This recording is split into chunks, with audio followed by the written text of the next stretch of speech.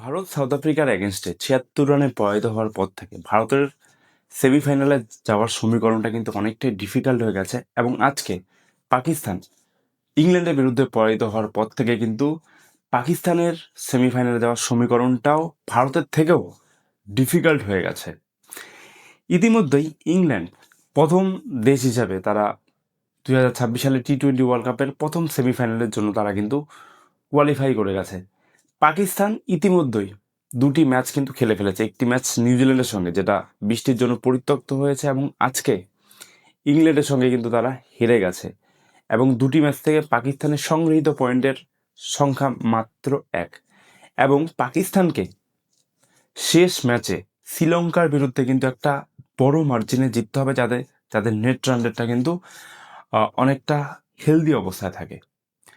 এবং পাকিস্তানের সেমিফাইনালের যাওয়ার সমীকরণ কিন্তু পাকিস্তানের নিজেদের হাতে নেই। সেক্ষেত্রে পাকিস্তানকে হ্যাভিলি ডিপেন্ডেন্ট থাকতে হবে ইংল্যান্ডের ওপরে এবং শ্রীলঙ্কার ওপরে।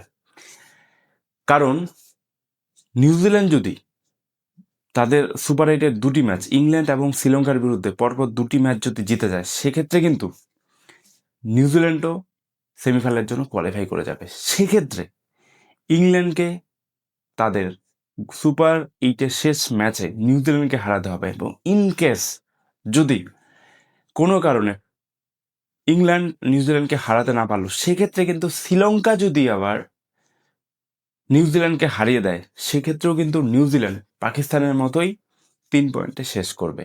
এবং পাকিস্তানও 3 পয়েন্ট এবং নিউজিল্যান্ডও 3 পয়েন্ট। এবং সেক্ষেত্রে সবচেয়ে গুরুত্বপূর্ণ ভূমিকা পালন করবে সেই নেট রান রেট।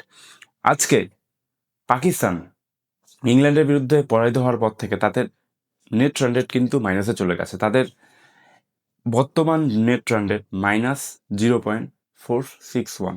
সেক্ষেত্রে কিন্তু আমি আগেই মেনশন করলাম যে শ্রীলঙ্কাকে কিন্তু পাকিস্তানকে একটা বড় মার্জিনে হারিয়ে দিতে হবে। এবং যদি ন্যারো মার্জিনেও জেতে, সেক্ষেত্রে কিন্তু পরবর্তীতে সেটা কিন্তু লাভদায়ক নাও হতে পারে। যদি নিউজিল্যান্ড ইংল্যান্ড কিংবা শ্রীলঙ্কাকে একটা বড় মার্জিনে হারিয়ে দিলে, এবং সেক্ষেত্রে কিন্তু তাদের নেট রান রেট পাকিস্তানের থেকে বেটার থাকবে এবং তারা সেমিফাইনালে যাওয়ার রাস্তা খুঁজে নেবে।